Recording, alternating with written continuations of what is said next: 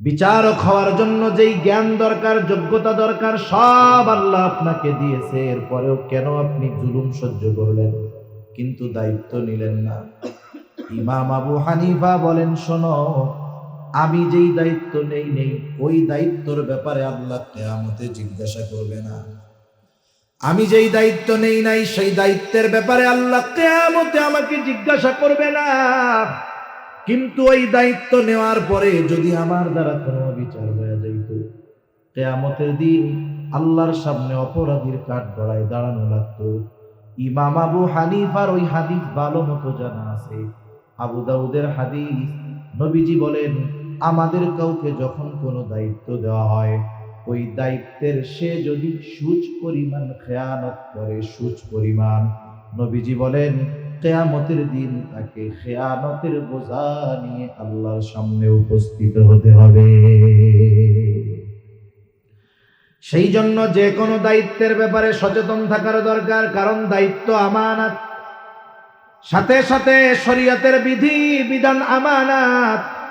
আল্লাহ তাআলা বলেন, ইন্না আরাদনাল আমানাতা আলাস সামাওয়াতি ওয়াল আরদি ওয়াল জিবাল ফাআবাইনা আন ইয়াহমিলনাহা ওয়া আশফাকনা মিনহা ওয়া হামালাহাল ইনসান। আল্লাহ তাআলা বলেন, আমি এই আমানত আসমানের কাছে, জমিনের কাছে, পর্বতের কাছে পেশ করলাম। তারা প্রচন্ড ভীত সন্ত্রস্ত হয়ে গেল, এই আমানত তারা বহন করল না। ওয়া হামালাহাল ইনসান, মানুষ এই আমানত বহন করল। মুফাসসিরিনে কেরাম বলেন, কি সেই আমানত? কোন কোন মুফাসসির বলেন সেই আমানত হলো কোরআন, কোন কোন মুফাসসির বলেন সেই আমানত হলো শরীয়তের বিধিবিধান। একই কথা, কারণ মুমিনের বিধিবিধান হলো কোরআন, কোরআনই হলো মুমিনের সংবিধান। ঠিক কিনা বলেন? এই জন্য আল্লাহ তাআলার সব আদেশ নিষেধ এগুলো আমানত। আদেশ নামাজ পড়তে হবে, আদেশটা কার? আর একটু জোরে বলেন না, কার? কেউ যদি নামাজ না পড়ে, এক নম্বরে আদেশ অমান্য করে আল্লাহর। আল্লাহর আদেশ অমান্য করলে খেয়ানত হয়। সাথে সাথে যেইটার আদেশ ছিল সেই নামাজ আদায় না করার কারণে আলাদা গুনাহ আছে না নাই? আল্লাহ তাআলা নিষেধ করছে, বান্দা সুদ খায়ও না। সুদ যদি খায়, এক নম্বরে আল্লাহ তাআলার নিষেধ অমান্য করা হয়। এই নিষেধটা হলো আমানত। আবার সুদ খাওয়ার কারণে আলাদা গুনাহ আছে না নাই? এই জন্য শরীয়তের সকল বিধিবিধান আমানত। আমার আপনার জানমাল এটাও আমানত।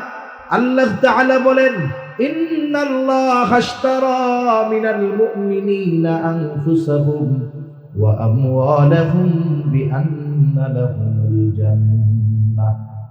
আল্লাহ তাআলা বলেন, নিশ্চয় আল্লাহ তাআলা মুমিনের জানমাল জান্নাতের বিনিময়ে কিনে নিয়েছেন।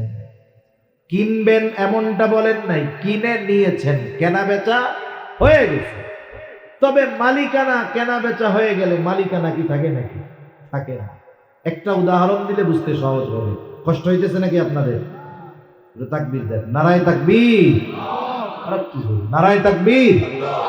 এখন আপনারা যদি রাত 1টা পর্যন্ত থাকেন, আমি তো থাকবো না, আর অল্প কিছু সময় আপনাদের কষ্ট দিব। মনে করেন একজন আল্লাহর বান্দা ফজরের নামাজ পড়ে হাঁটতে বেরোচ্ছে, কিছু দূর হাঁটছে, ওই রাস্তার মোড়ের কাছে গিয়ে দেখে এক আল্লাহর বান্দা একেবারে কচি কদু নিয়ে বসে আছে। কদু চিনেন তো? আপনাদের এলাকায় পাওয়া যায়। এটাকে আপনাদের কদু বলে না লাউ বলে? কদু বলে, কদু।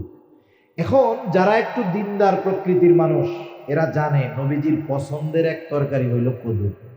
এই কদুর অনেক উপকারিতা আছে। যাদের হার্টের সমস্যা, কোলেস্ট্রলের সমস্যা, কোলেস্ট্রল থেকে অনেক রোগ হয়, এই যে ব্রেন স্ট্রোক, হার্ট স্ট্রোক, এগুলো রক্তে শর্করা, চর্বি জমার কারণে হয়। এই কদু যদি খায় তাহলে এর দ্বারা অনেক উপকার হয়। অনেকের হাই প্রেশার আছে, ব্লাড প্রেশার হাই, উচ্চ রক্তচাপ, এই কদু এটার নিয়ন্ত্রণ করে। অনেক উপকার আছে এর মধ্যে। নবীজির প্রিয় এক তরকারি ছিল। উপকার যত থাক, আমরা খাবো কেন? নবীজির পছন্দের তরকারি, এই জন্য। ঠিক কিনা বলেন? তাইলে সুন্নাত হবে আর উপকারগুলো ফাও পাওয়া যাবে। ফ্রি পাওয়া যায়। এখন উনি কদু দেখছে, একেবারে জালি কদু, ওনার পছন্দ হয়েছে দেখা ফজরের নামাজ পড়ে হাঁটতে বের হয়েছে, পকেটে টাকা নাই, তবে কদুর মালিকের সাথে পরিচয় আছে। এখন জিজ্ঞাসা করতেছে কদুর দাম কত? বলে চাচা আপনি নিলে 50 টাকা। কয় টাকা? 50 টাকা। মুরব্বী বলতেছে ঠিক আছে, আমি তোমার কদুটা কিনলাম, তবে টাকাটা আমি 1 ঘন্টা পরে দিব। তুমি আসো 1 ঘন্টা? বলে আমি 1.5 ঘন্টা এই জায়গায় আছি। তাহলে আমি কদুটা কিনলাম, এটা তোমার কাছে এখন থাক, আমি টাকাটা 1 ঘন্টা পরে দিব। চাচা এবার চলে গেছে। এখন বলেন তো, কদুওয়ালার কাছে কদু আছে, চাচার পকেটে কদুওয়ালার টাকা আছে, যতই কদুটা কদুওয়ালার কাছে থাক, কিন্তু কদুর মালিকানা কি আছে? 1 ঘন্টার চুক্তি এখানে। এখন যদি 1 ঘন্টা আগে কেউ আইসা ওরে পাম মারে যে 50 টাকা না রে, চাচা তোরে ঠগাইছে, আমি তোরে 80 টাকা দিব না, দিয়া দে। বলেন তো 80 টাকা পাইয়া ওর বেচার অধিকার আছে নাকি? নাই, কারণ ওই কদুর উপরেই তো মালিকানা ওর নাই। এখন দেখেন, যেহেতু জিনিস তার কাছে আছে কিন্তু জিনিস ব্যবহারের অনুমতি নাই, কেন? কারণ এখন ওইটা ওর কাছে আমানত আছে। কি আছে বলেন? আমানত আছে। আল্লাহ তাআলা জান আর মাল কিনে নিয়েছেন জান্নাতের বিনিময়ে। জান্নাত আল্লাহ তাআলার কাছে আছে, আমার জানমাল আমার কাছে আছে। কদুওয়ালার কদু বেচার যেমন কোনো অধিকার নাই, আমার আপনারও জানমাল ব্যবহার করার কোনো বাস্তবে অধিকার নাই, কারণ আমানতের জিনিস ব্যবহার করা যায় না। কিন্তু আল্লাহ তাআলা বান্দাকে সুযোগ দিয়া দিলেন, ও আমার গোলাম, আমার এই আমানত জানমাল আমি তোমাকে ব্যবহার করার অনুমতি দিলাম। এখন এই আমানত হইয়া গেল নিয়ামত, তবে একটা শর্তে বান্দা, এই জানমাল গোনার কাজে ব্যয় করতে পারবা না। তুমি নিজে খাও, অপররে খাওয়াও, কোনো অসুবিধা নেই। তুমি তোমার পরিবার পরিজনের জন্য ব্যয় করো, কোনো অসুবিধা নাই। মানুষের ঘর নাই, ঘর বানায় দাও, কোনো অসুবিধা নাই। রাস্তা নাই, রাস্তা বানায় দাও, মানুষদেরকে খাওয়াও, কোনো অসুবিধা নেই। কিন্তু বান্দা এই জানমাল এমন কোন কাজে ব্যয় করবা না যেটা ইসলামের বিরুদ্ধে যায়, আমি আল্লাহ বেজার হই। এই জন্য এই জানমাল কেউ যদি গুনার কাজে ব্যয় করে, নিঃসন্দেহে সে আল্লাহর রাখা আমানতের সাথে খেয়ানত করে। সব খাওয়া যাবে, তবে বিড়ি সিগারেট খাওয়া এটাও যাবে নাকি? যাবে? বলে না যাবে, খাওয়া যাবে না। কারণ জান টাকা, মাল টাকা। আমরা কত খারাপ লোক, আমরা আল্লাহর দেওয়া মাল দিয়া আল্লাহর দেওয়া জানের ক্ষতি করি। বিড়ি সিগারেট খেলে উপকার হয় নাকি, না ক্ষতি হয়? বিড়ি সিগারেট, আমাদের দেশে যত খাবার আছে, জুস আছে না, জুস প্যাকেটে লেখা থাকে 100% আমের জুস, কিন্তু খোঁজ নিয়ে দেখেন ওর মধ্যে 5% আম নাই, 90% মিষ্টি পচা কুমড়া, কিন্তু লেখছে কি 100% আমের জুস। অধিকাংশ প্যাকেটজাত যেই খাবার আছে, ওর গায়ে যে উপকারের কথা বা লেখা থাকে, এগুলো সব মিথ্যা কথা। একটা জিনিসের প্যাকেটে খালি সত্য কথা লেখা থাকে, সেটা হলো সিগারেটের প্যাকেট। এই জায়গায় সত্যই মিথ্যা কথা লেখে না, একবারে সত্য কথা লেখে। মনে করেন এক সিগারেটের দাম ছিল 2 টাকা, প্যাকেটের গায়ে লেখা কি ধূমপান স্বাস্থ্যের জন্য ক্ষতিকর।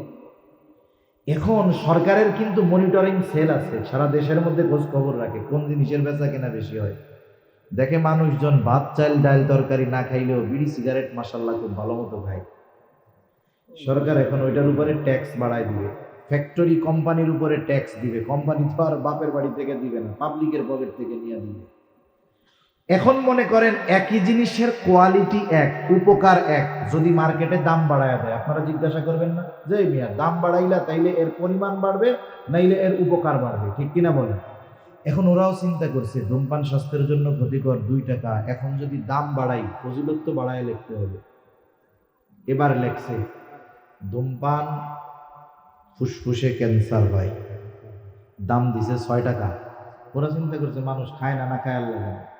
এবার তাকায় দেখে আগের চাইতে এখন আরো মানুষ বেশি করে কিনে খেতেছে। এটা ওই যে সরকারের মনিটরিং সেল দেখে যে আরে এটা তো বেচা কেনা বাড়ছে, আবার ট্যাক্স লাগে।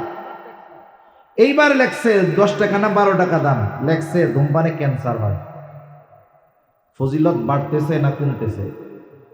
দামও বাড়তেছে, ফজিলতও বাড়তেছে। দেখে ওই 6 টাকার জিনিস ওই সিগারেট এখন 10 টাকা দিয়ে প্রতিযোগিতা দিয়ে খাইতেছে। সরকার আবার দাম বাড়াইছে। ওরা চিন্তা করে কি লিখবো বুঝি না, তো ক্যান্সারও লিখে ফেলাইলাম, এখন তো ফজিলত আর কি বাড়ানো যায়। এবার দেখবেন সিগারেটের প্যাকেটে লেখা আছে ধূমপান মৃত্যু ঘটায়, লেখা আছে না? লেখা আছে। যারা খায় এরা বুঝবে, যারা না খায় তারা দেখে থাকবে। স্পষ্ট লেখা, ধূমপান মৃত্যু ঘটায়। 2 টাকার জিনিস হয়েছে 18 টাকা। এখন যদি সরকার দাম বাড়ায়, কোম্পানি বিপদে পড়ে যাবে। এরপরে কি ক্ষতি লাগবে আমারে বলেন তো? মৃত্যু পর্যন্ত তো পৌঁছায়া দিছে। এরপরে লাগবে যে ধূমপান জাহান্নামে নেয়, দাম দিবে 40 টাকা, পাবলিক জাহান্নামে যাওয়ার জন্য ওইটা ওই 40 টাকা দিয়ে কিনে খাবে। মনে রাখবেন, কোন ব্যক্তি তার দেহের ক্ষতি নিজে করার অধিকার রাখে না, কারণ এই দেহের মালিককে। সেজন্য আল্লাহ রাব্বুল আলামিন বলেন, ওয়ালা তাকতুলু আনফুসাকুম, তুমি নিজেকে নিজে হত্যা কইরো না। এই জানমাল যদি কেউ এমন কাজে ব্যয় করে যাতে মালের ক্ষতি হয়, মালের অপচয় হয়, জানের ক্ষতি হয়, হিসাব আল্লাহর কাছে দিতে হবে। সেই জন্য জানমালটাও আমানত, সন্তান সন্ততিও আমানত, সাথে সাথে এই অঙ্গ প্রত্যঙ্গ গুলাও আমানত। অঙ্গ প্রত্যঙ্গের খেয়ানত কেমনে হয়? গুনাহ করলে অঙ্গ প্রত্যঙ্গের খেয়ানত হয়। 10-15 মিনিট কষ্ট হবে না তো? চোখ দিয়ে গুনাহ করলে চোখের খেয়ানত হয়, জবান দিয়ে বকা দিলে জবানের খেয়ানত হয়, হাত দিয়ে গুনাহ করলে হাতের খেয়ানত হয়, পা দিয়ে গুনাহ করলে পায়ের খেয়ানত হয়, অন্তর দিয়ে যদি কেউ পাপ চিন্তা করে অন্তরের খেয়ানত হয়। এই জন্য আল্লাহ তাআলাও বলেন, ইয়ালামু খাইনাতাল আয়ুন ওয়া মা তুফিস সুদূর। আল্লাহ তাআলা জানে তোমরা চোখের কি খেয়ানত করো, অন্তরের মধ্যে কোন জিনিসটা লুকায় রাখো। আল্লাহ তাআলা জানে। এই বিষয়গুলো যদি আমরা একটু স্মরণ রেখে আমলে পরিণত করতে পারি, বুকে হাত দিয়ে বলা যাবে, শপথ করে বলা যাবে, ওই মুমিনটা প্রকৃত আমানতদার মুমিন হয়ে যাবে। তাহলে আল্লাহ তাআলার আদেশ ছিল 2টা। 1 নাম্বার আমানতদার হও, 2 নাম্বার ওয়াইদা হাকামতুম বাইনান নাস আন তাহকুমু বিল আদল, তোমরা যখন মানুষের মধ্যে বিচার আচার করবা, ন্যায় বিচার করবা। আমাদের অঞ্চলগুলোতে গ্রাম্য সালিশ হয়, আপনাদের অঞ্চলে হয় নাকি? গ্রাম্য সালিশ হয়, গ্রামের মাতুব্বরেরা বসে, বড় বড় মানুষেরা বসে। অনেক সময় এমন হয়, জালেমকে বলে, তুই তো অপরাধী, যদি 5 লাখ আমাদের এই প্যানেলে ঘুষ দেশ, তাইলে তোরে পবিত্র প্রমাণ কইরা দিব। জালেমের কাছ থেকে ঘুষ খায়। অপর পাশ দিয়া মাজলুম রে বলে, শোন, 5 লাখ জরিমানা আদায় কইরা দিব, কিন্তু 3 লাখ হইল আমাগো। বলেন তো, এমন বিচারক সমাজের মধ্যে আছে না নাই? আবার যদি দুশ্মন ন্যায় বিচারের জন্য আসে, যার প্রতি তার রাগ ক্ষোভ, ন্যায় বিচারের জন্য যদি আসে, তার সাথে ন্যায় বিচার করে না। কিন্তু আল্লাহ তাআলা জানায় দেন, ও গোলাম, তুমি যখন বিচারকের আসনে বসবা, বিচার করবা, কারো প্রতি যদি বিদ্বেষ থাকে, শত্রুতাও থাকে, খবরদার এই কারণে তুমি অবিচার করবা না। শত্রুর প্রতিও ন্যায় বিচার করো। আল্লাহ তাআলা বলেন, ওয়ালা ইয়াজরিমান্নাকুম শানাআনু কওমিন আলা আল্লা তা'দিলু ই'দিলু হুয়া আকরাবু লিত্তাকওয়া, কোন কওমের সম্প্রদায়ের প্রতি বিদ্বেষ বশত তোমরা তাদের উপরে বিচার করবা না, ন্যায় বিচার করো। আমি ন্যায় বিচারের 2-3টা উপমা আপনাদের খেদমতে পেশ করে আলোচনা শেষ করব। 1 নাম্বার হলো, আমাদের ন্যায় বিচার মানার মন মানসিকতা থাকতে হবে। 1 নাম্বার, আমার মন মানসিকতা হবে আমি ন্যায় বিচার মেনে নিব, নাইলে ন্যায় বিচার প্রতিষ্ঠা হবে না। করব মানব, দুটোই যদি আমার আপনার মধ্যে থাকে, তাইলে গোটা দুনিয়ার মধ্যে ইনসাফের সুবাতাস বইবে। ইমাম শাফিঈ রাহমাতুল্লাহি আলাইহি বলেন, যেই জাতির মধ্যে ন্যায় বিচার আছে, ইনসাফ আছে, যেই সমাজে ন্যায় বিচার আছে, ইনসাফ আছে, যেই সম্প্রদায়ের মধ্যে ন্যায় বিচার আছে, ইনসাফ আছে, এরা বড় সৌভাগ্যবান। যে জাতির মধ্যে নাই, এদের দুনিয়ার যত আসবাব থাকুক না কেন, এদের মতো দুর্ভাগা আর কেউ নাই। ঠিক কিনা বলে? আজকে দুনিয়ার মধ্যে ন্যায় বিচার, ন্যায় বিচার যদি না থাকে, সমাজে অপরাধ বাড়ে, আইন যত বানানো হোক কাজ হয়। সম্ভবত অ্যারিস্টটল বলেছেন, যেই সমাজে অপরাধের সঠিক বিচার হয় না, ওই সমাজে কোনোদিন অপরাধ কমে না, বরং দিন যায় আরো বাড়ে।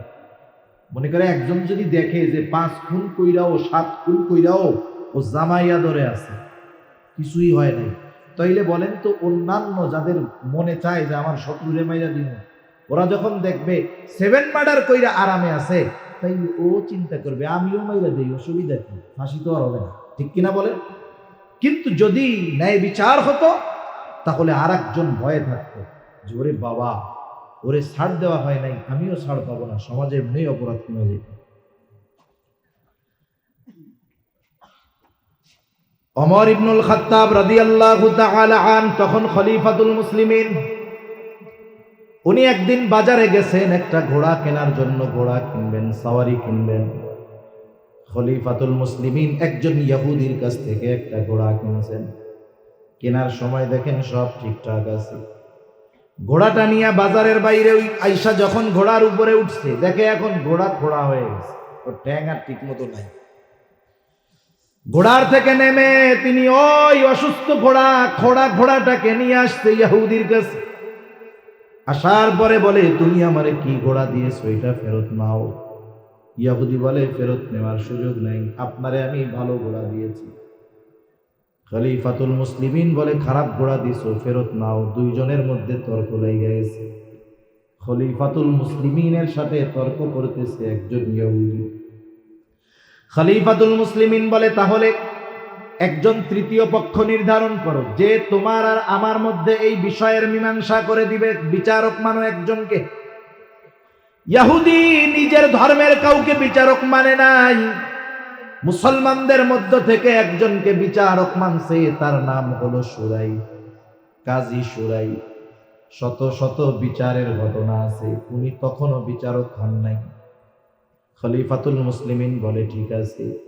এইবার কাজী সুরাই দুইজনের সব কথা সুন্দরভাবে শুনলেন। বিচারকের প্রথম কাজ হলো বাদী বিবাদী উভয়ের কথাটা নির্বিচারে একেবারে মনোযোগের সাথে শ্রবণ করা। বাদী বিবাদী দুইজনের কথাই উনি শুনছেন। শোনার পরে বলতেছেন, খলিফাতুল মুসলিমিন, আপনি কি চান, আপনার চাওয়া কি, ইচ্ছা কি বলেন। বলে, আমি চাই তার ঘোড়াটা সে ফেরত নিবে। এটাই তো আপনার ইচ্ছা? বলে, হ্যাঁ, আমার ইচ্ছা এটা, সে তার ঘোড়াটা ফেরত নিয়ে যাবে। এইবার কাজী সুরাই প্রশ্ন করে, খলিফাতুল মুসলিমিন, আপনি যখন তার কাছ থেকে ঘোড়া কিনছিলেন, ঘোড়ার অবস্থা কেমন ছিল? বলে, তখন তো ভালো ছিল। কাজী সুরাই বলতেছে, খলিফাতুল মুসলিমিন, ইহুদি ঘোড়া ফেরত নিতে বাধ্য, তবে আপনি যেমন ঘোড়া নিছেন তেমনটাই ফেরত দিতে হবে। একটু চিন্তা করে দেখেন, স্থলভাগের 3 ভাগের 1 ভাগ যে শাসন করেছে খলিফাতুল মুসলিমিন ওমর, রাগ হয় নাই, একটু চুপ কইরা থাইকাই সাথে সাথে বলে, হ্যাঁ সুরাই, এটাই ন্যায় বিচার। রাগ হয়ে যায় না, ন্যায় বিচার করছে, খলিফার বিপক্ষে গেছে, খলিফাও মাইনা নিছে, তিরস্কার করে নাই, সেন্ট কইরা আমেরিকায় পাঠায়ও দেয় নাই। কি করছে? বলে, ও সুরাই, কুফার প্রধান বিচারকের আসনটা খালি, তুমি চলে যাও, আমার চিঠি নিয়া, সিলমোহর লাগানো চিঠি নিয়া আজকেই কুফায় চলে যাও। আজকে থেকে তোমাকে আমি কুফার প্রধান বিচারক হিসাবে নিয়োগ দিলাম। এক জায়গায় বসে ওমর রাদিয়াল্লাহু তাআলা আনহুর সময়, হযরত উসমান রাদিয়াল্লাহু তাআলা আনহুর জামানা, আলী রাদিয়াল্লাহু তাআলা আনহুর জামানা, মুয়াবিয়া রাদিয়াল্লাহু তাআলা আনহুর জামানা পর্যন্ত ওই কুফার প্রধান বিচারকের দায়িত্ব উনি গ্রহণ করছেন। সুবহানাল্লাহ, এই বিচার চালিয়ে গেছেন। আরেকটা ঘটনা বলি, হযরত আলী রাদিয়াল্লাহু তাআলা আনহুর ঐতিহাসিক ঘটনা। আলী রাদিয়াল্লাহু তাআলা আনহু আসতেন বাজারে। বাজারে আইসা দেখেন একজন অমুসলিম আহলে কিতাব সে একটা বর্ম বিক্রয় করতেছে। আমাদের আধুনিক ভাষায় হলো বুলেট প্রুফ জ্যাকেট। আগে লৌহ বর্ম গায়ে দিত যাতে করে তলোয়ার অস্ত্রের আঘাত গায়ে না লাগে। মনে করেন আপনার জুতা যদি হারায় যায় কোথাও, আপনার জুতা যদি হারায় যায়, একই সাইজের 10 জোড়া থাকলেও আপনারটা পায়ে ঢুকাইলে আপনি টের পাবেন না এটা আমার। যে জিনিস আপনি 10 বছর ব্যবহার করতেছেন আপনি দেখলেই তো বুঝবেন যে এটা আমার জিনিস, যতই রং টং কালিকুলি করা হোক। হযরত আলী রাদিয়াল্লাহু তাআলা আনহু দেখলেন এই তো আমার লৌহ বর্ম যেটা কয়েকদিন আগে হারায় গেছিল। তিনি গিয়া ধরছে, এই বেটা এই লৌহ বর্ম তুমি পাইলা কোথায়? এটা তো আমার। ও বলে না আমার। খলিফা বলে আমার, ও বলে আমার। দুইজনের এই বিচার চলে গেল কুফার দরবারে, কুফার বিচারকের দরবারে। কাজী সুরাই তখন হলো বিচারক। দুইজনে গিয়ে কাজী সুরাইয়ের কাছে নিজেদের কথা খুলে বলল। দুইজনেই দাবি করে আমার, কিন্তু মালটা আছে ইহুদির কাছে। তাহলে এইবার খলিফাতুল মুসলিমিনের এই দাবির পক্ষে সাক্ষী লাগবে। কাজী সুরাই বলে, খলিফাতুল মুসলিমিন, এই লৌহ বর্ম যে আপনার, এই ব্যাপারে আপনার কোনো সাক্ষী আছে নাকি? ঐতিহাসিকদের থেকে দুই ধরনের কথা পাওয়া যায়। একটা হলো তিনি বললেন হ্যাঁ আছে। কে? বলে আমার ছেলে আর আমার গোলাম।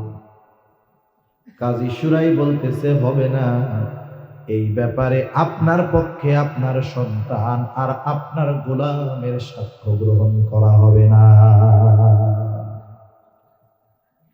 আর এক বর্ণনায় আসছে উনি হাসি দিয়া বলছে, না আমার কোনো সাক্ষী নাই। রায় পেয়ে গেছে, ইহুদি লৌহ বর্ম নিয়ে রওনা হয়ে গেছে। এইবার দুইজন অন্য বিষয়ে কথা বলতেছে, খলিফাতুল মুসলিমিন আর কাজী সুরাই। ইহুদি কিছু দূর যাওয়ার পর চিন্তা করে, আহারে এই বিচারক চাইলে খলিফার পক্ষে রায় দিয়ে দিতে পারত, কিন্তু দেখো রায়টা যুক্তি অনুসারে আমার পক্ষেই আসছে, এই জন্য দিছে। অথচ বর্মের মালিক হলো খলিফাতুল মুসলিমিন। অমুসলিম লোকটা আবার ফেরত আসছে। কি ব্যাপার, কি হয়েছে? বলতেছে এই লৌহ বর্মটা খলিফাতুল মুসলিমিনের।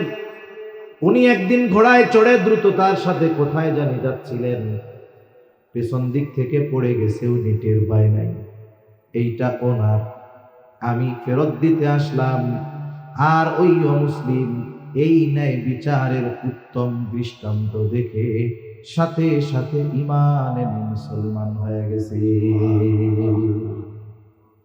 সর্বশেষ উপমা হাদিসের মধ্যে আসছে, নবীজি সাল্লাল্লাহু আলাইহি ওয়াসাল্লামের দরবারে একজন মহিলা চুরি করছে, তার হাত কাটা হবে। এই বিচার নবীজির দরবারে হবে।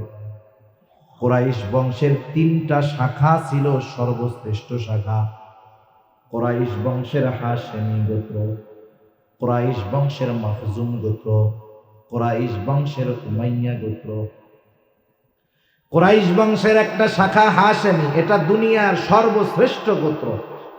সিরাতে খাতামুল আম্বিয়ার মধ্যে আছে, জিবরাইল আলাইহিস সালাম বলেন আমি গোটা দুনিয়া সফর করছি, কোথাও কুরাইশ বংশের হাশেমি গোত্রের মতো সম্মানজনক গোত্র আমি আর দুনিয়ার কোথাও দেখি না।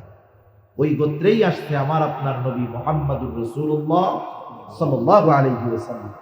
ওই কুরাইশ বংশের আরেক শাখা হাশেম মাখজুম গোত্রের মহিলা হাত চুরি করছে, হাত কাটা হবে। সাহাবায়ে কেরাম তো নবীকে ভালোবাসতেন, নবীর বংশকে ভালোবাসতেন, নবীর বংশের মানুষগুলোকেও ভালোবাসতেন। ওরা চিন্তা করতেছে কুরাইশ বংশের শাখা মাখজুম গোত্র, এই গোত্রের মহিলা যদি একজনের চুরির অপরাধে হাত কাটা হয়, ইসলাম বিদ্বেষীরা, মুনাফিকরা, ইহুদিরা বলবে দেখ নবীর বংশের লোক চুরি কইরা হাত কাটা গেছে। বলে না এরকম? এক সময় এক বংশের একজন অপরাধ করে, অনেক সময় খোসা মেয়েরা বলে ও তুমি তো এই সূরার গোষ্ঠীর লোক। এরকম বলে কি বলে না? এটা কখনোই ঠিক না। ব্যক্তি অপরাধ করছে, এটা তার সাথে সম্পৃক্ত।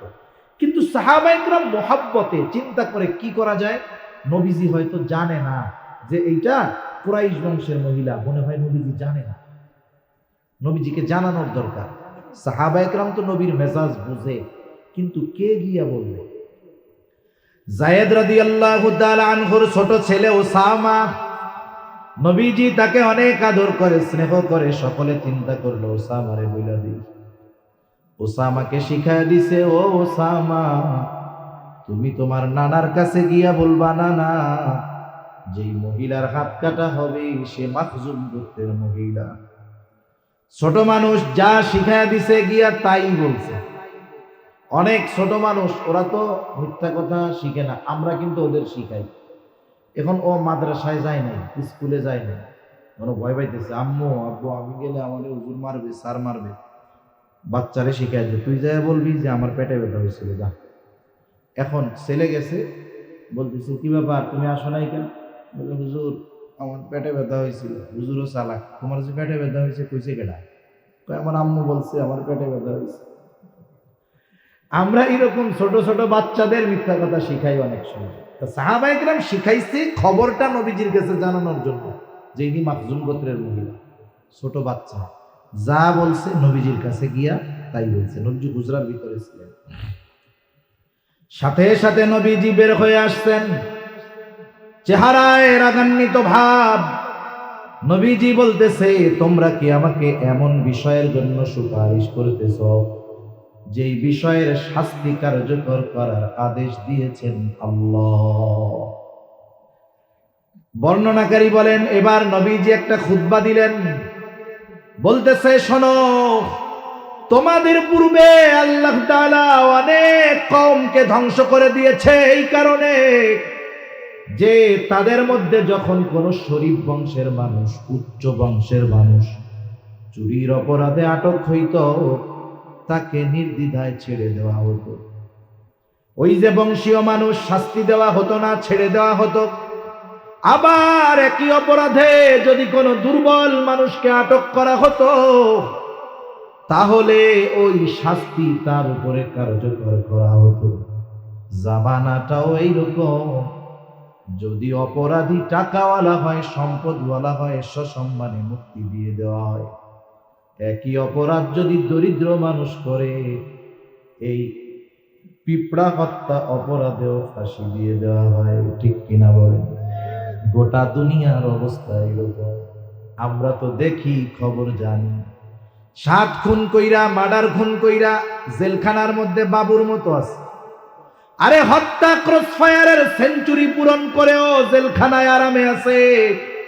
কিন্তু এদেশের উলামায়ে কেরাম দ্বীনের কথা বলে, ইমানের কথা বলে, হকের পক্ষে কথা বলে জেলখানার সেলের মধ্যে কুদে কুদে মরতেছে। ঠিক কিনা বলেন? ধুকে ধুকে জীবনটা ক্ষয় হচ্ছে।